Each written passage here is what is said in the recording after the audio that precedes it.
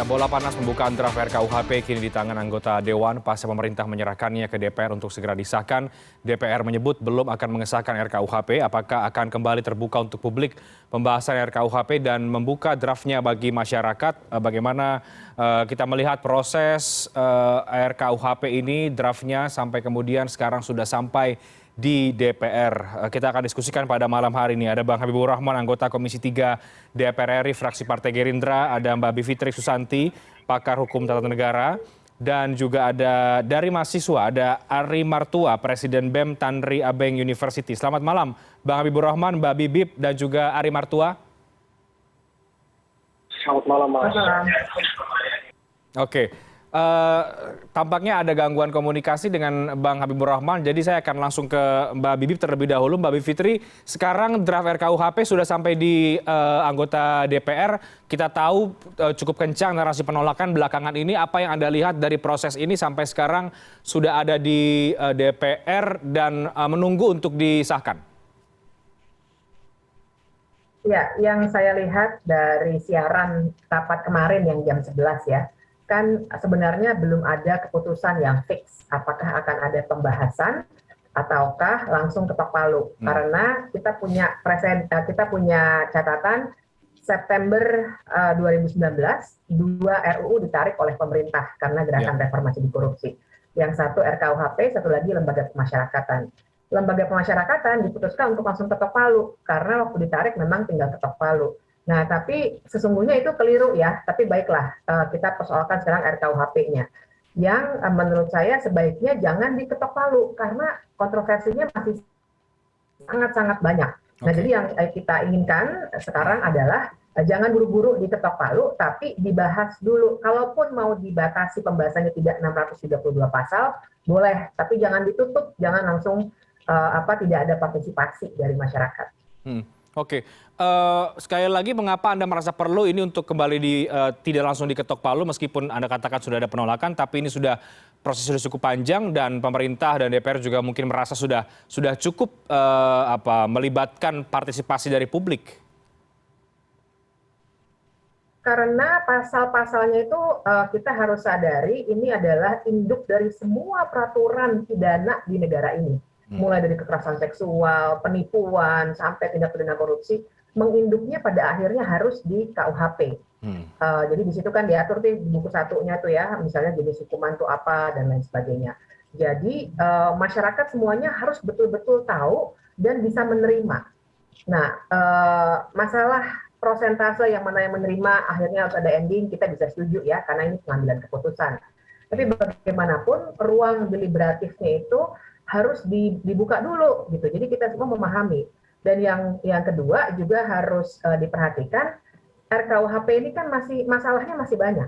Yang di-frame oleh pemerintah saja ada 14 isu, padahal kawan-kawan di Aliansi Nasional dan BEM itu juga mengatakan paling tidak ada 24 isu yang masih harus dibahas ulang dan kemudian dicari jalan keluarnya. Karena yang kita tidak menginginkan kita asal statement ingin keluar dari KUHP peninggalan kolonial, tapi sebenarnya isinya masih sangat berjiwa kolonial ini ya, karena ada pasal penghinaan presiden dan lain sebagainya. Nah, ini yang harus dibongkar dulu. Jangan dianggap ini bisa diterima begitu saja. Karena dekolonialisasi itu bukan soal siapa yang membuat, tapi bagaimana isinya.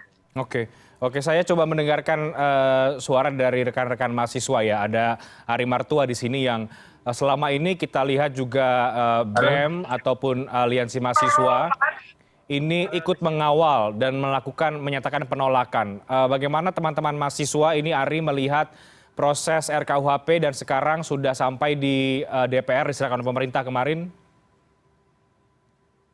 Ya, terima kasih, Mas. Saya melihat hari ini apa yang sudah di DPR, maka wajib bagi DPR untuk memberikan kepada kami semua, siswa dan juga masyarakat Indonesia, terbuka membahas pasal-pasal bermasalah yang ada di dalam RKUHP. RKUHP ini memiliki semangat, perlu kita ingat, ada semangat dekolonialisasi, demokratisasi, dan konsolidasi. Namun kami melihat yang sudah beredar bahwasannya hari ini masih banyak pasal-pasal bermasalah yang harus dibedah oleh, karena jika kita ingin memberikan pasal yang terbaik produk, maka semangat dekolonisasi itu telah hadir kembali. Kami melihat RKUHP ini menjadi produk masyarakat Indonesia, namun malah menjadi oleh rakyat kita sendiri. Oke, baik. Bang Habibur Rahman sudah tersambung, halo? Ya, Baik, Bang, silakan dari DPR bagaimana ini kan sudah diserahkan ya ke Komisi 3 dan tentu tidak disahkan pada hari ini di rapat paripurna penutupan masa sidang. Artinya sekarang barang ini akan diapakan ini di Komisi 3, barang RKUHP draftnya? ya pertama ya terkait draft yang terakhir yang diberikan kepada DPR, saya juga sudah pastikan ke teman-teman wartawan ya. Hari itu juga saya minta di-share ke teman-teman yang post di DPR, dan saya yakin teman-teman CNN juga sudah dapat sebetulnya ya.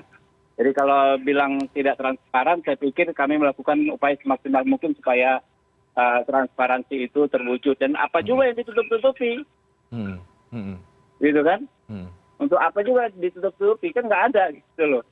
Apa kepentingan siapa juga untuk menutup-nutupi. Jadi soal transparansi saya jamin 100% siapapun yang minta pasti akan saya kasih. Ya, saya dikasih kemarin oleh pihak Kemenkumham. Saya bilang saya akan kasih ini ke teman-teman media dan publik yang meminta. Itu satu. Jadi soal transparansi. Yang kedua soal proses. Ya. Kalau kita mengikuti undang-undang pembentukan peraturan perundang-undangan, Undang-Undang MD3 terhadap rancangan undang-undang yang sudah selesai tahap 1, kemungkinannya kan hanya dibahas dilanjutkan di tahap kedua. Ya. Tapi kemudian ada kompromi karena tuntunan masyarakat dan itu didengar oleh pemerintah dan DPR. Ya. Nah, kompromi itu tertuang dalam 14 poin ya yang disampaikan Kemenkumham kemarin. Ya. Seperti misalnya penjelasan di pasal tentang penghinaan presiden bahwa ini tidak tidak termasuk kritikan atau masukan kepada pemerintah. Jadi tindakan yang merupakan kritik kepada pemerintah tidak termasuk pasal tersebut. Ya. Tapi terlepas banyaknya kelemahan, saya pikir jauh lebih banyak manfaatnya RKUHP dengan kondisi yang sudah ditambah 14 poin dari pemerintah itu lebih banyak manfaatnya bagi masyarakat saat ini daripada mudorotnya. Dan menurut saya harus segera disahkan cepatnya. Ada beberapa hal. Yang pertama, dianutnya ajaran dualistik. Ya. Itu revolusi besar dalam penegakan hukum kita. Dengan dualistis ini dalam pemenuhan unsur pidana kita harus lihat mens rea. Ya. Kita lihat ya, kalau dulu saya pengacara Ahmad Dhani, pengacara Asma Dewi, hanya karena salah paham di media sosial orang masuk penjara. Kalau azas dualistis ini konsekuen diterapkan, saya pikir kasus ini tidak terjadi. Kemudian ada juga ya detailisasi larangan penyebaran komunisme, detailisasi larangan penghinaan kepada agama, ya. Yang penting juga adalah materialisasi perkara penyebaran berita bohong. Kalau Undang-Undang 146 itu momok bagi aktivis oposisi belakangan ini. Ya, kita tahu Pak Saganda, Pak Jumhur, Habib Rizik, ya itu rata-rata kenanya pasal tersebut. Dengan rumusan baru di dalam RKUHP ini, ya kalau konsekuen diterapkan, hal tersebut nggak bisa terjadi karena menjadi delik yang sangat material. Dan diksi keonaran diganti dengan kerusuhan. Jadi dengan pasal yang baru kayak Ratna Sarumpait, Pak Ganda, Pak Jumhur, Habib Rizik itu nggak perlu sampai ke pengadilan.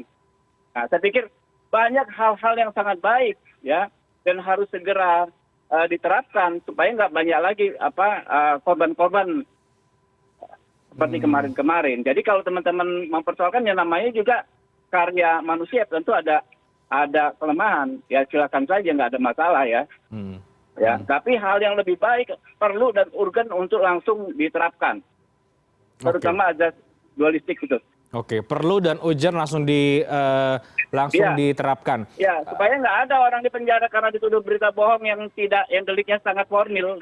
Nggak ada orang di penjara hanya gara-gara miskomunikasi di media sosial.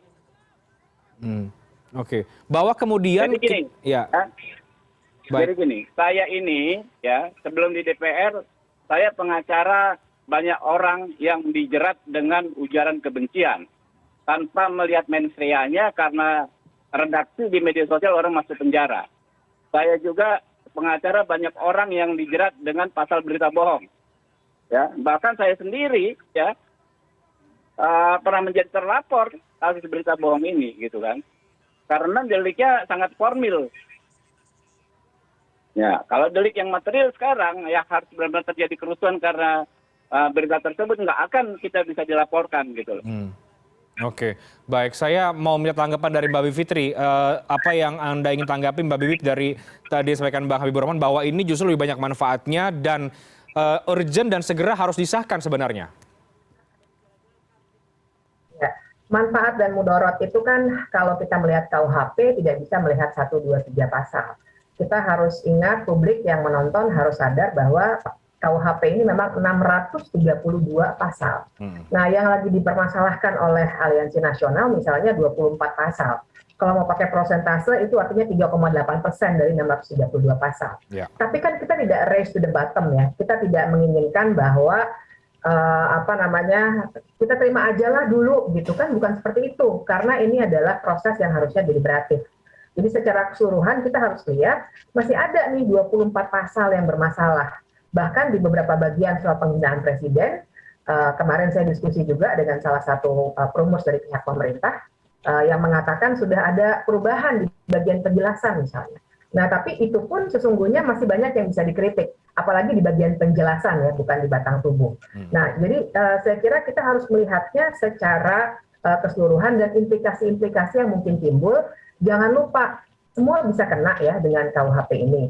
Dan argumen bahwa nanti tinggal dibuktikan saja di pengadilan dan lain sebagainya, ya, tapi kan kita juga harus sadar akses to justice, masyarakat itu kalau sudah didatangi oleh aparat berseragam, oleh polisi, pasti ada rasa takut.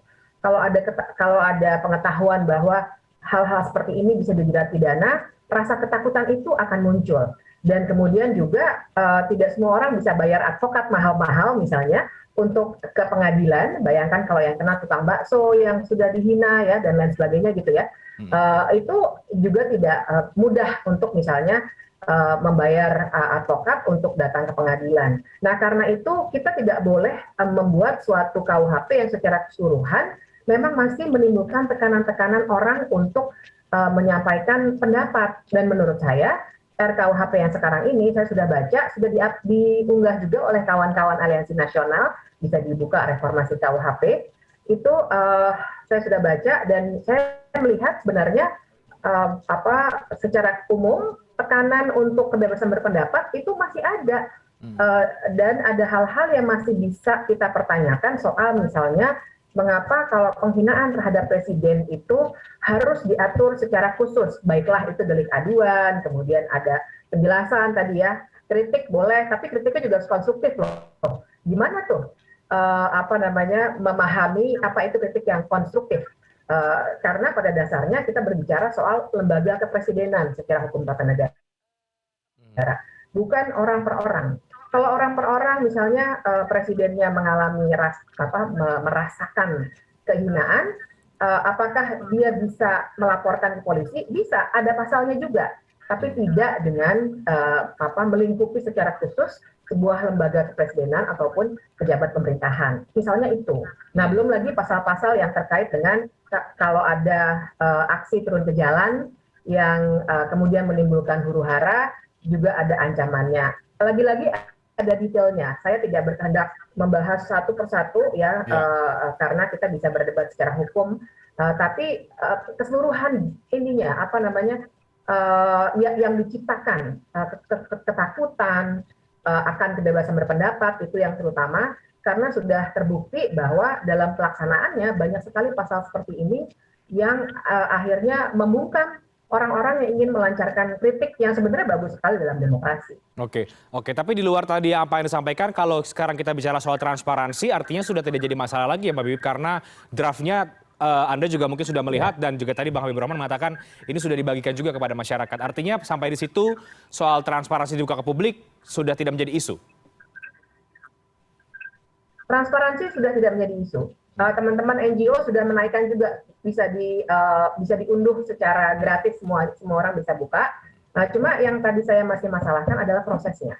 Jangan sampai diketok palu. Karena kalau bicara undang-undang tentang pembentukan peraturan perundang-undangan, betul sekarang ada pasal tentang undang-undang carry over dari DPR sebelumnya ke DPR yang baru, maksudnya yang sekarang begitu. Tapi tidak menghilangkan esensi bahwa bagaimanapun prosesnya itu harus ada dulu, pembahasan harus ada, tidak boleh tiba-tiba langsung ketok palu, padahal logikanya aja draft yang sekarang itu kan berbeda dengan draft yang ditarik tahun 2019. Nah, jadi mana bisa kita setuju bahwa draft yang ditarik itu dianggap sama, kemudian sekarang tinggal ketok palu. Nah, itu saja sudah tidak nyambung logikanya. Jadi yang kita harapkan sekarang DPR membuka pembahasannya. Lagi-lagi kalau mau dibatasi tidak lagi 632, ya kita bisa diskusikan. Tapi yang jelas jangan langsung ketok palu, itu yang dikhawatirkan. Oke, apakah nanti akan dibuka pembahasannya, Bang Habibur Rahman, dijawabnya nanti. Saya juga nanti akan ke Ari Martua. Apa yang kemudian sekarang menjadi tuntutan dari mahasiswa? Kita break dulu, kami akan segera kembali sesaat lagi.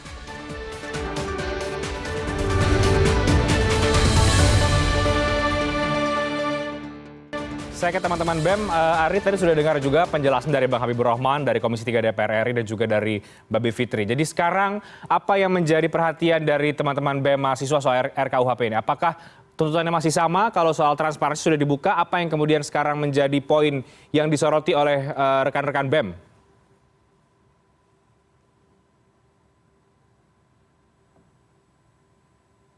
Aliansi Reformasi KUHP sebelumnya mengucapkan terima kasih ya buat Bang Habibur Rahman karena telah mengafirmasi apa yang dikatakan oleh Mbak Bivitri bahwasannya masih banyak pasal-pasal bermasalah di dalam RKUHP. Sudah diafirmasi tadi oleh Bang Habibur Rahman, dan harapan mahasiswa setelah transparansi itu dilakukan selanjutnya adalah kita melihat bukan hanya 14 pasal yang bermasalah, tapi dari aliansi RKUHP ada lebih dari 14 pasal yang harus bisa kita bahas. Lalu kalau kita berbicara juga tadi soal RKUHP ini adalah produk bangsa, kami harapannya bukan hanya menjadi seolah-olah menjadi branding produk bangsa yang hanya menjadi gimmick. Kami membutuhkan produk yang betul-betul dari arah bangsa, dari rakyat, dan untuk rakyat. Karena kalau melihat hari ini, RKUHP itu adalah suatu produk dari pemerintahan Indonesia yang sah untuk melakukan kolonialisasi atau penjajahan kepada rakyat Indonesia. Kami melihat hari ini suara-suara kita akan dibungkam oleh pemerintah. Kami melihat hari ini kami harus bergerak. Kami melihat hari ini banyak sekali pihak-pihak yang bisa kena. Seperti yang kita lihat, contohnya, pasal terkait dengan delik aduan dari Presiden. Kami merasa hari ini juga masih terjadi hal-hal yang janggal. Apakah mungkin aparat penegak keadilan, Bapak polisi, kalau Presiden yang adu, itu tidak akan diproses? Saya pikir itu juga suatu hal yang sangat masih belum bisa dibahas dengan secara logik ya. Karena saya yakin aparat kepolisian pasti akan memproses apapun itu aduan dari Presiden kalau memang aduannya delik. Dan juga perlu kita garis bawahi bersama bahwasannya itu delik ini adalah hal-hal yang masih ambigu juga. Kalau kita melihat delik aduan itu untuk tindak pidana yang bersifat personal, bukan untuk pejabat negara, kawan-kawan semua masyarakat Indonesia yang menonton hari ini ya. Dan juga saya ingin bertanya kepada Bang Habibur Rahman, kira-kira menurut Abang pasal-pasal mana aja sih di draft RKUHP ini yang merupakan pasal-pasal kolonial gitu Bang? Karena Abang sendiri bilang tadi mengafirmasi tidak banyak ini ya hal-hal negatifnya, kebanyakan hal positif. Saya menanyakan kepada Abang, kalau gitu hal-hal negatifnya boleh nggak Bang dikasih tahu ke kita semua di sini? Apa yang masih harus direvisi Bang? Karena harapan kami ini kita permainannya panjang ya Bang. Pasti ini mengikat kepada setiap masyarakat Indonesia. Oleh karena itu kami menginginkan, kami tidak menolak semua pasal. Kami hanya menolak beberapa pasal bermasalah dan kami memohon untuk itu ditindaklanjuti agar dapat menjadi kebermanfaatan untuk rakyat Indonesia, terutama tuntutan yang sudah diberikan oleh Aliansi Reformasi RKUHP. Itu. Oke, jadi titik beratnya masih di soal delik aduan penghinaan Presiden ya? Betul. Selain itu juga dari hal unjuk rasa ya, dan pasal-pasal bermasalah lainnya yang sudah ada di 24 pasal bermasalah yang sudah kita rilis bersama Aliansi Reformasi RKUHP. Jadi selain transparansi, kami mohon untuk pasal-pasal lain yang bermasalah itu untuk ditindaklanjuti juga. Oke, baik Bang Habibur Rahman, apakah nanti di DPR ini terbuka kembali pembahasannya seperti yang tadi diminta oleh Mbak Bivitri juga, atau yang diinginkan oleh sebagian publik bahwa oke sudah transparan tapi pembahasannya lagi ini tetap harus dibuka ke masyarakat meskipun tadi Bang Habib mengatakan ini memang banyak manfaatnya tapi ada sejumlah pasal-pasal yang ini masih sejauh ini dinilai masih bermasalah. Ya, saya pikir ya, saya nggak terlalu mengulang soal urgen ya. Urgennya ini disahkan agar orang-orang tidak dipenjara karena mispersepsi di dalam bermedsos, agar orang-orang tidak dipenjara gara-gara hanya dituduh menyebar berita bohong ya. Ya, itu penting, itu segera disahkan. Nah, terkait dengan masukan teman-teman masyarakat, yang saya lihat satu pandangan cuma persoalan penghinaan presiden. Ya, di luar itu, serat aspirasi yang saya dapat, terjadi pembelahan juga di masyarakat soal penggelandangan. Ya, ada yang setuju, banyak yang tidak. Soal LGBT, ya, ada yang minta orang tidak melakukan tindakan aktif kalau indikasi LGBT dihukum. Ada yang menolak. Soal perzinahan, ya kan? Orang ada yang pengen lebih keras, ya kan? Tanpa aduan bisa dipenjara. Ada yang minta jangan diatur soal perzinahan. Soal penghinaan terhadap agama, banyak juga yang tidak menginginkan pasal itu ada. Soal larangan penyebaran ajaran atau pemikiran komunisme, juga ada pihak-pihak yang menyatakan kebebasan berpikir dan lain sebagainya. Nggak akan selesai kalau dibuka. Nah, makanya kita juga kalau saya ya tadi dikatakan membuka kembali, dasarnya apa? Dan kapan selesainya kalau dibuka kembali? Memuaskan semua orang nggak mungkin ini, gitu loh. Apakah mau diajukan uji materi ya itu pilihan, tapi tidak akan satu undang-undang memuaskan semua pihak, gitu loh. Saya sendiri yang duduk di DPR tidak puas dengan 100% pasal di dalam RKUHP ini, gitu. Tapi kalau melihat urgen ya, apa yang urgen ya harus segera disahkan. Kapan lagi? Ini udah 3 tahun mangkrak. Ini periode ini sudah mau habis juga DPR-nya, tinggal 2 tahun lagi. Oke. Pasal mana yang menurut Anda juga kurang puas? Apakah itu juga bisa menjawab pertanyaan dari Ari Martua ini, Bang Habibur Rahman, bahwa menurut Anda pribadi pasal mana yang memang ini masih bernuansa kolonial begitu? Apakah Anda sepakat soal itu? Silakan. Saya justru menyerap aspirasi, gitu loh. Anda mahasiswa, yang Anda tolak itu apa? Selain pasal penghinaan presiden, apa yang Anda tolak? Bagaimana posisi Anda soal pasal perzinahan? Bagaimana posisi Anda soal pasal LGBT? Bagaimana posisi Anda soal penyebaran penghinaan agama? Itu bagaimana? Kalau asal tolak-tolak saja, ya nggak akan selesai, gitu loh. Tadi katanya tidak menguntungkan semua pihak. Kalau gitu siapa yang diuntungkan jika pasal penghinaan presiden ini diberhasilkan? Siapa yang diuntungkan? Saya bertanya kalau gitu, Bang. Ya justru ada. Ini kepentingan semua. Kita sebagai bangsa mempunyai produk perundang-undangan yang baru. Nggak ada kepentingan siapapun mengesahkan pasal penghinaan presiden. Kalau nggak ada kepentingan berarti boleh untuk direvisi yang itu, Bang. Apa? Makanya kalau nggak ada kepentingan yang dibutuhkan terkait dengan pasal penghinaan presiden, gitu loh. Ya, oke. Abang dengarkan saya.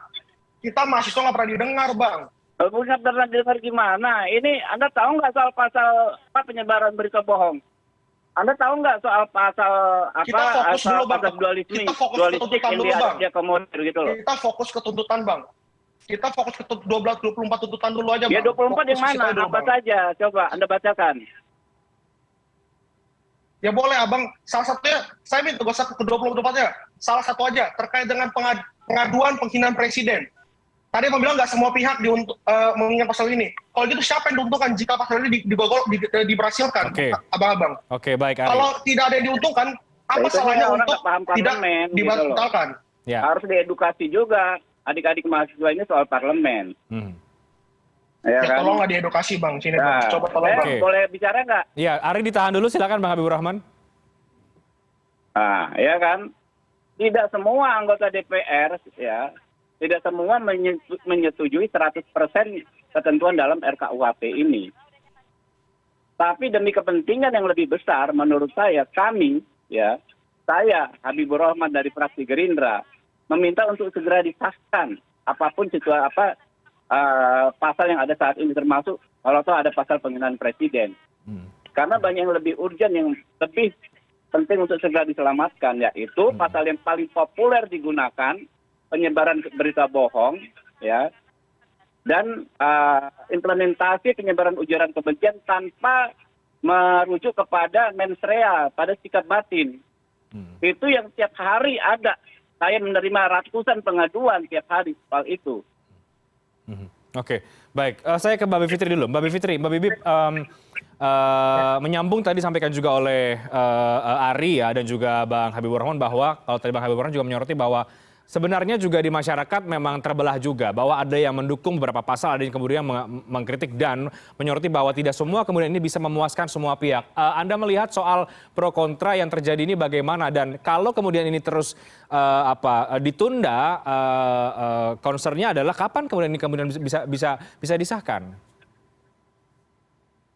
Iya, karena saya sudah sering advokasi rancangan undang-undang juga, saya paham bahwa pasti harus ada pengambilan keputusan. Pro kontra pasti banyak. Tapi kan logika dasarnya begini ya, kalau ada pro kontra kan artinya didiskusikan dulu pro dan kontranya. Nanti di ujungnya ketika DPR dan pemerintah sesuai pasal 20 Undang-Undang Dasar 1945 memutuskan, baik kami mengambil yang ini. Nah, yang kami khawatirkan sekarang bahkan mendiskusikan pro kontranya itu juga tidak ada prosesnya di DPR dalam proses pembahasan menurut Undang-Undang 12 2011 ya, karena kan ini dari perencanaan, penyusunan, sekarang pembahasan nih. Nah, ini yang jangan sampai ditutup.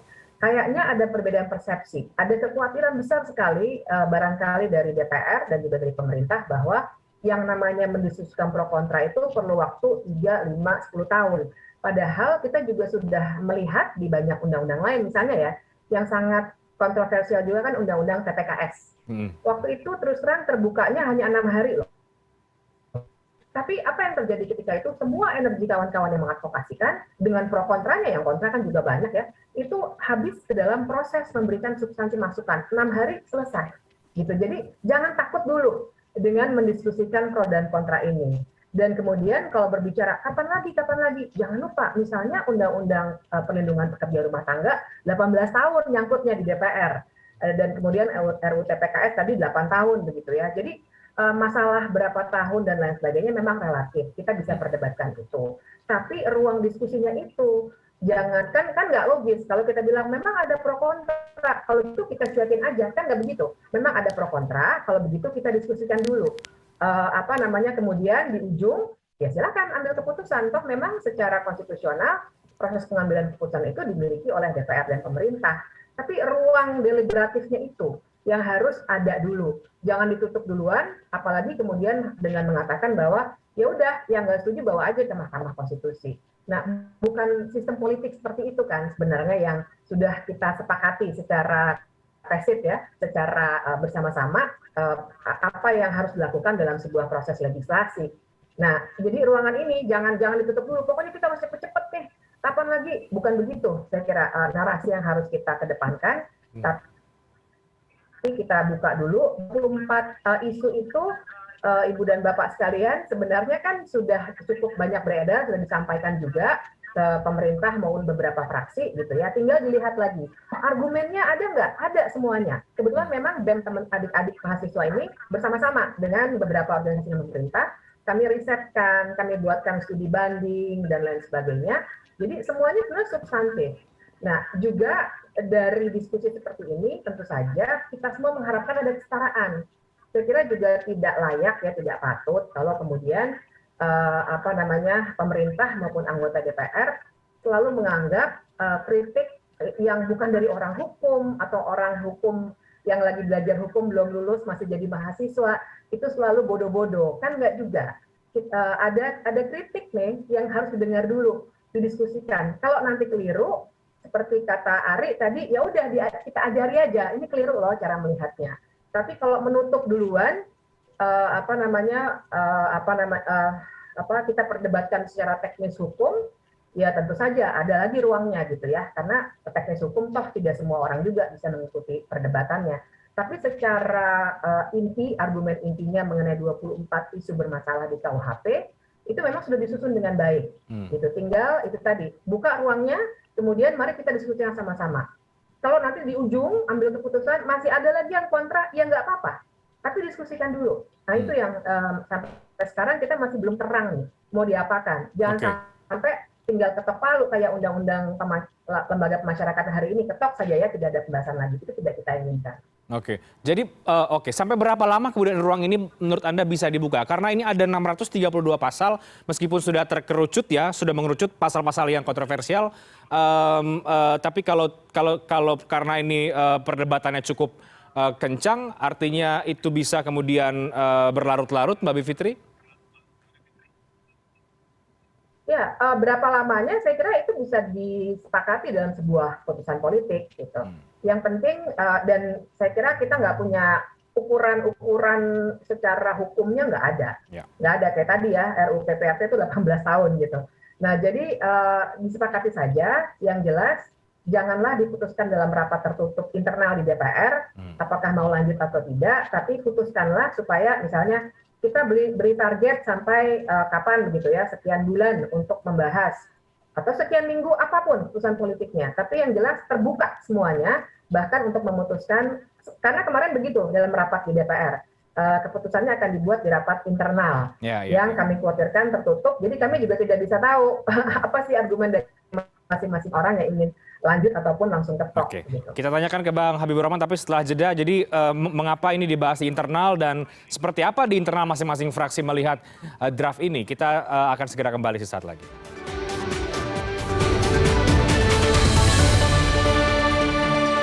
Kita masuk segmen terakhir, singkat saja Bapak Ibu sekalian, saya langsung ke Bang Habibur Rahman, ini sekarang ada di DPR dan akan dibahas di lintas fraksi masing-masing. Concernnya masih sama ini Bang Habibur Rahman, soal keterbukaan dan dibuka pembahasannya. Mengapa kemudian ini dibahas dalam internal fraksi masing-masing? Ya, saya pikir panjang tahun 2021 kemarin, ya, Kemenkumham sudah keliling ke mungkin belasan perguruan tinggi, mengundang segenap elemen masyarakat untuk mensosialisasikan dan menyerap aspirasi soal RKUHP ini. Jadi kalau soal waktu, sudah longgar sekali waktu diberikan ya untuk menyerap aspirasi dari masyarakat. Tapi saya nggak tahu nanti waktu rapat besok ya, apakah akan dibahas lagi, dikasih waktu lagi berapa bulan lagi. Tapi yang jelas ya, kalau kami ingin agar segera disahkan ini undang-undang. Oke. Dan kapan nanti ini akan direncanakan disahkan? Karena setelah ini ada masa reses ya, Bang Habibur Rahman? Ya makanya, ini kan saya salah satu anggota ya. Kapannya itu kan tergantung dari rapat di Komisi 3 ketika masa sidang yang akan datang. Oke, dan masih melihat apakah nanti akan ada ruang pembahasan lagi atau tidak. Saya ke Ari terakhir. Ari, bagaimana dari rekan-rekan mahasiswa, apakah akan tetap melakukan demonstrasi sampai tujuan yang Anda inginkan kemudian terpenuhi atau bagaimana? Ya, terima kasih saya ucapkan kepada berbagai seluruh pihak yang hadir pada malam hari ini ya.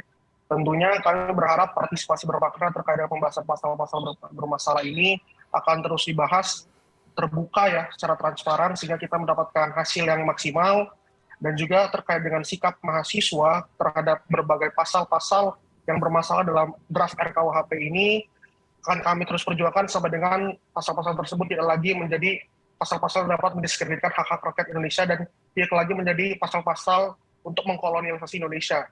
Kami dari mahasiswa tentunya akan menyiapkan momen-momen pergerakan yang lebih besar lagi dari sebelumnya apabila pasal-pasal bermasalah yang sudah kami berikan dari Aliansi Reformasi RKUHP tidak digubris oleh pihak pemerintah, maka kami akan memberikan suatu hadiah kepada pihak pemerintah untuk mendapatkan atensi dari masyarakat. Bahwasannya kami juga serius untuk menghadapi gerakan-gerakan yang harus kita keluarkan berikutnya. Oke, baik. Saya ke Mbak Bivitri terakhir. Mbak Bivitri, ini masih belum jelas juga di DPR apakah akan segera disahkan atau masih ada ruang yang akan dibuka lagi.